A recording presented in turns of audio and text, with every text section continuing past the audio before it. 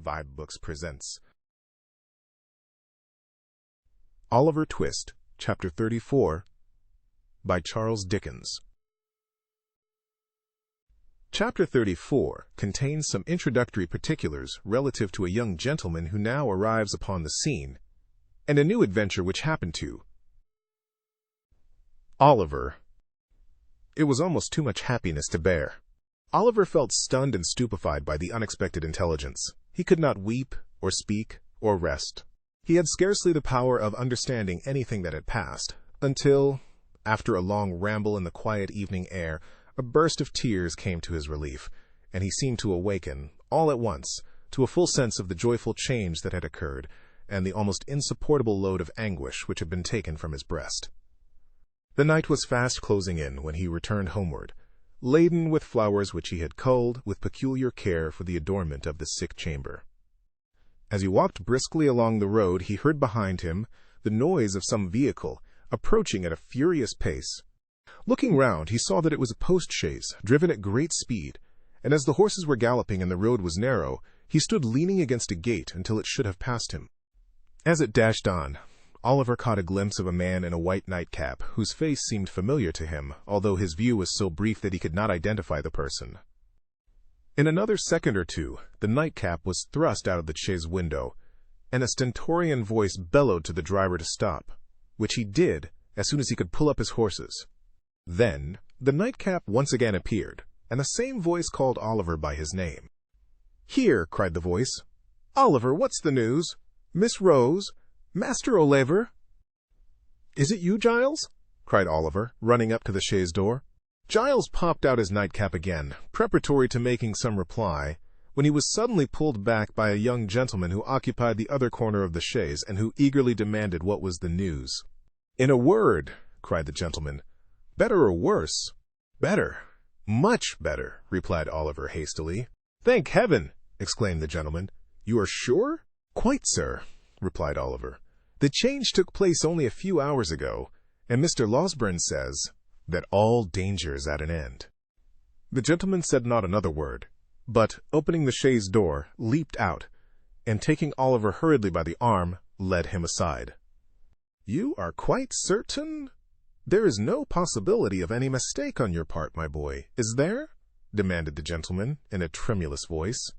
"Do not deceive me by awakening hopes that are not to be fulfilled." "I would not for the world, sir," replied Oliver. "Indeed, you may believe me." Mr. Losberne's words were that she would live to bless us all for many years to come. I heard him say so. The tears stood in Oliver's eyes as he recalled the scene which was the beginning of so much happiness, and the gentleman turned his face away and remained silent for some minutes. Oliver thought he heard him sob more than once, but he feared to interrupt him by any fresh remark, for he could well guess what his feelings were, and so stood apart, feigning to be occupied with his nosegay. All this time Mr. Giles, with the white nightcap on, had been sitting on the steps of the chaise, supporting an elbow on each knee, and wiping his eyes with a blue cotton pocket handkerchief dotted with white spots. That the honest fellow had not been feigning emotion was abundantly demonstrated by the very red eyes with which he regarded the young gentleman when he turned round and addressed him. "I think you had better go on to my mother's in the chaise, Giles," said he. "I would rather walk slowly on, so as to gain a little time before I see her. You can say I am coming." "I beg your pardon, Mr. Harry," said Giles, giving a final polish to his ruffled countenance with the handkerchief. "But if you would leave the postboy to say that, I should be very much obliged to you. It wouldn't be proper for the maids to see me in this state, sir. I should never have any more authority with them if they did." "Well," rejoined Harry Maylie, smiling, "you can do as you like. Let him go on with the luggage if you wish it, and do you follow with us. Only first exchange that nightcap for some more appropriate covering, or we shall be taken for madmen." Mr. Giles, reminded of his unbecoming costume, snatched off and pocketed his nightcap, and substituted a hat of grave and sober shape, which he took out of the chaise. This done, the postboy drove off. Giles, Mr. Maylie, and Oliver followed at their leisure. As they walked along, Oliver glanced from time to time with much interest and curiosity at the newcomer. He seemed about 25 years of age, and was of the middle height. His countenance was frank and handsome, and his demeanor easy and prepossessing. Notwithstanding the difference between youth and age, he bore so strong a likeness to the old lady that Oliver would have had no great difficulty in imagining their relationship if he had not already spoken of her as his mother. Mrs. Maylie was anxiously waiting to receive her son when he reached the cottage. The meeting did not take place without great emotion on both sides. "Mother," whispered the young man, "why did you not write before?" "I did," replied Mrs. Maylie, "but on reflection I determined to keep back the letter until I had heard Mr. Losbern's opinion." "But why?" said the young man. "Why run the chance of that occurring which so nearly happened? If Rose had— I cannot utter that word now— if this illness had terminated differently, how could you ever have forgiven yourself? How could I ever have no happiness again?" "If that had been the case, Harry," said Mrs. Maylie, "I fear your happiness would have been effectually blighted, and that your arrival here, a day sooner or a day later, would have been of very, very little import." "And who can wonder if it be so, mother?" rejoined the young man. "Or why should I say, if? It is— you know it, mother. You must know it." "I know that she deserves the best and purest love the heart of man can offer," said Mrs. Maylie. "I know that the devotion and affection of her nature require no ordinary return, but one that shall be deep and lasting. If I did not feel this, and know, besides, that a changed behavior in one she loved would break her heart, I should not feel my task so difficult of performance, or have to encounter so many struggles in my own bosom, when I take what seems to me to be the strict line of duty." "This is unkind, mother," said Harry. "Do you still suppose that I am a boy ignorant of my own mind and mistaking the impulses of my own soul?" "I think, my dear son," returned Mrs. Maylie, laying her hand upon his shoulder, "that youth has many generous impulses which do not last, and that among them are some which, being gratified, become only the more fleeting."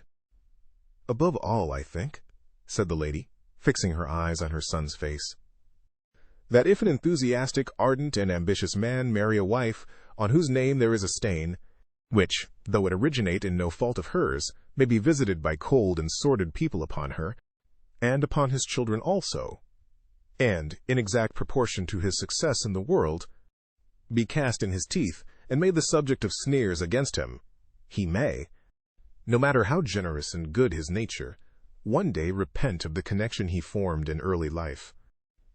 And she may have the pain of knowing that he does so." "Mother," said the young man impatiently, "he would be a selfish brute, unworthy alike of the name of man and of the woman you describe, who acted thus."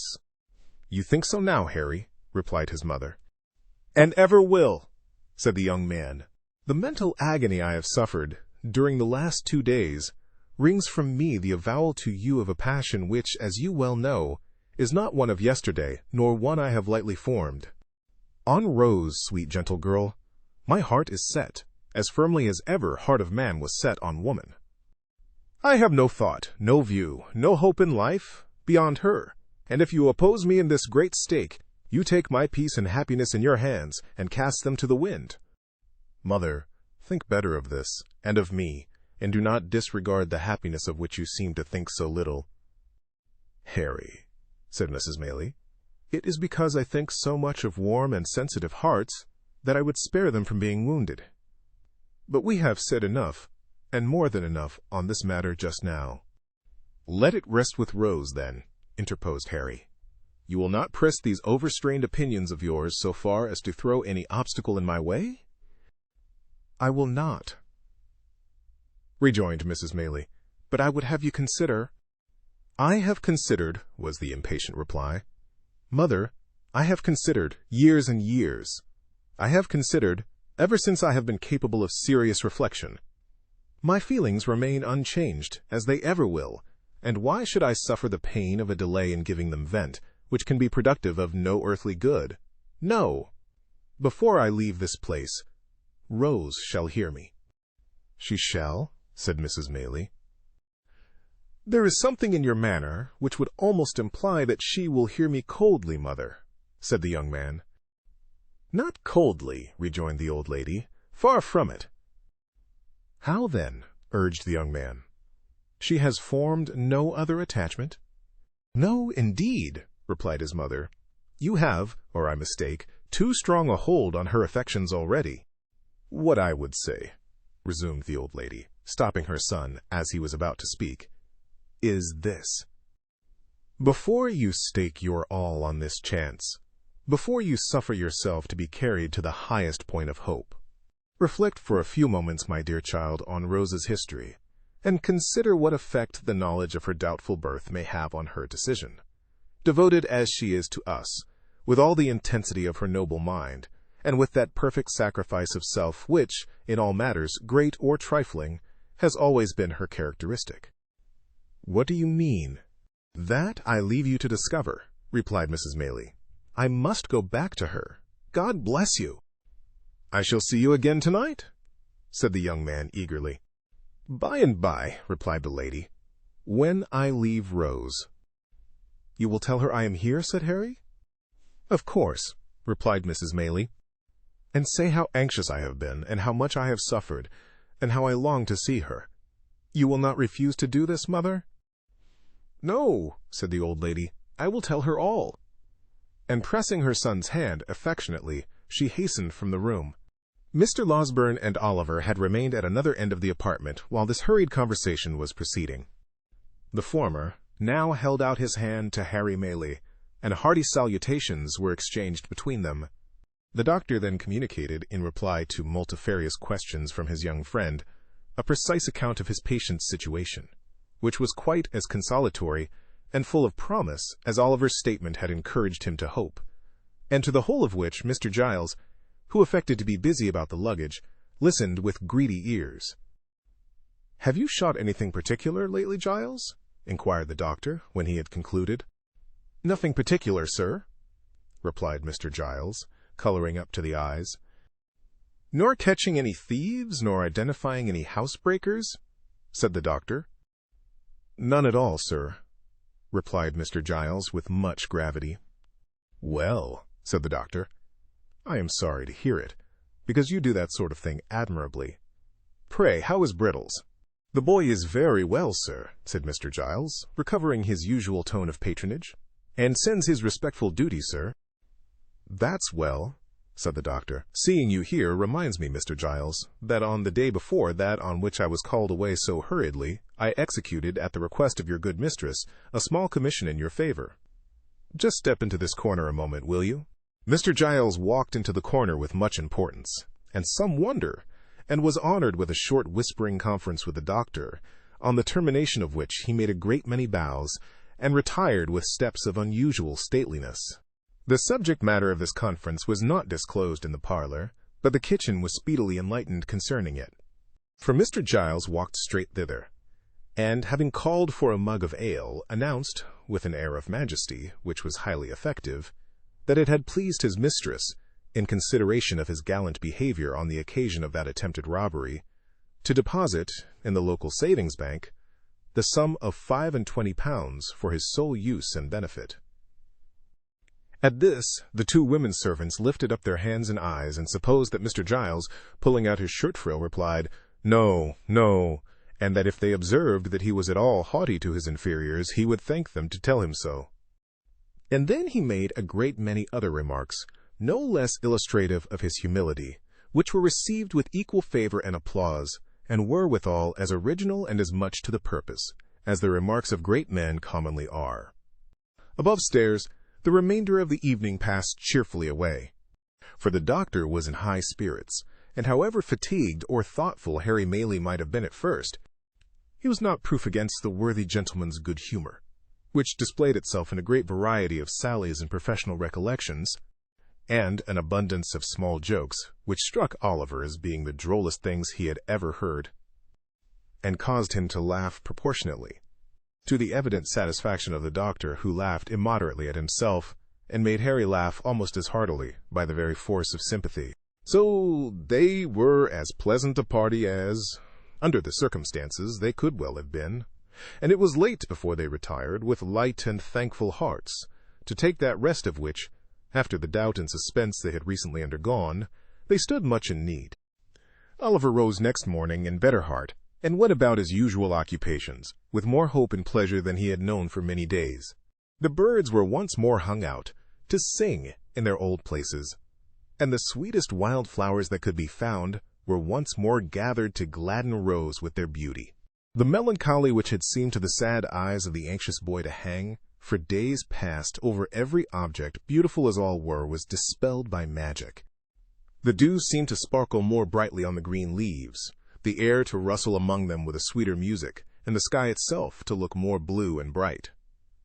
Such is the influence which the condition of our own thoughts exercise, even over the appearance of external objects.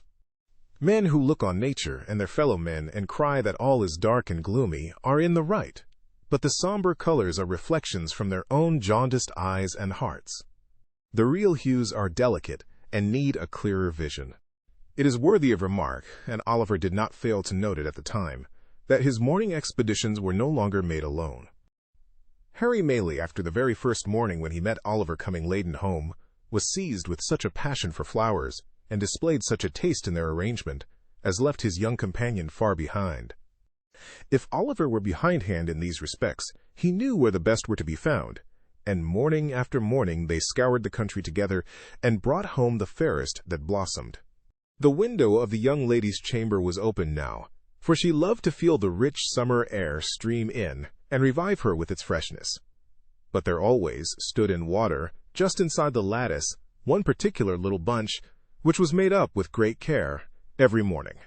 Oliver could not help noticing that the withered flowers were never thrown away, although the little vase was regularly replenished, nor could he help observing that whenever the doctor came into the garden, he invariably cast his eyes up to that particular corner, and nodded his head most expressively as he set forth on his morning's walk. Pending these observations, the days were flying by, and Rose was rapidly recovering.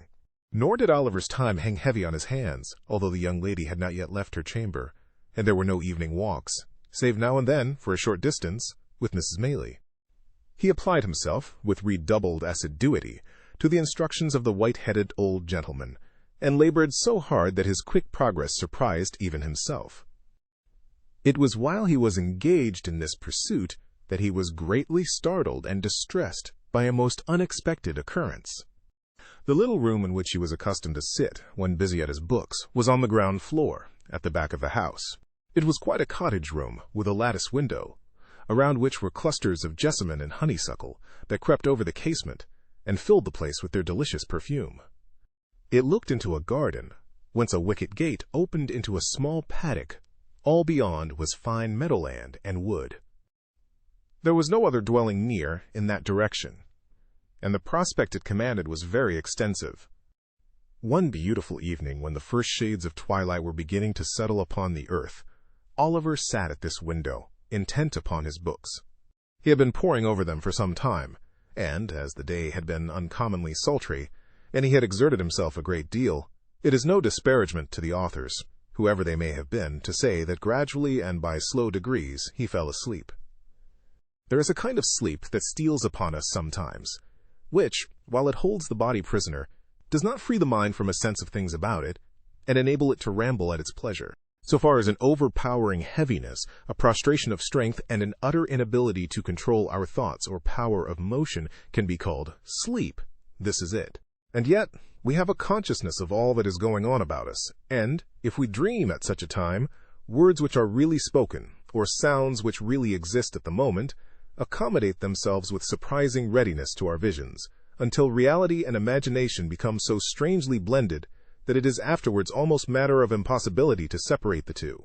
Nor is this the most striking phenomenon incidental to such a state. It is an undoubted fact that although our senses of touch and sight be for the time dead, yet our sleeping thoughts, and the visionary scenes that pass before us, will be influenced and materially influenced by the mere silent presence of some external object, which may not have been near us when we closed our eyes, and of whose vicinity we have had no waking consciousness. Oliver knew perfectly well that he was in his own little room, that his books were lying on the table before him, that the sweet air was stirring among the creeping plants outside. And yet he was asleep. Suddenly the scene changed, the air became close and confined, and he thought with a glow of terror that he was in the Jew's house again. There sat the hideous old man in his accustomed corner, pointing at him, and whispering to another man, with his face averted, who sat beside him. "Hush, my dear," he thought he heard the Jew say. "It is he, sure enough. Come away." "He?" the other man seemed to answer. "Could I mistake him, think you?" If a crowd of ghosts were to put themselves into his exact shape, and he stood amongst them, there is something that would tell me how to point him out. If you buried him 50 feet deep and took me across his grave, I fancy I should know, if there wasn't a mark above it, that he lay buried there. The man seemed to say this with such dreadful hatred that Oliver awoke with the fear and started up.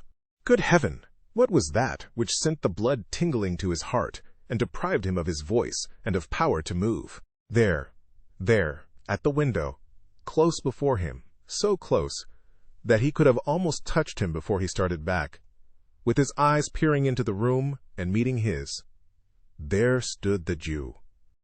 And beside him, white with rage or fear, or both, were the scowling features of the man who had accosted him in the inn-yard. It was but an instant, a glance, a flash, before his eyes, and they were gone, but they had recognized him, and he them, and their look was as firmly impressed upon his memory as if it had been deeply carved in stone and set before him from his birth. He stood transfixed for a moment, then, leaping from the window into the garden, called loudly for help. Thank you for tuning in to vibeBooks. We hope you enjoyed this journey. Please consider liking, commenting, and subscribing to our channel. Check out our playlist or explore vibeBooks for more classic stories. Until next time, happy listening.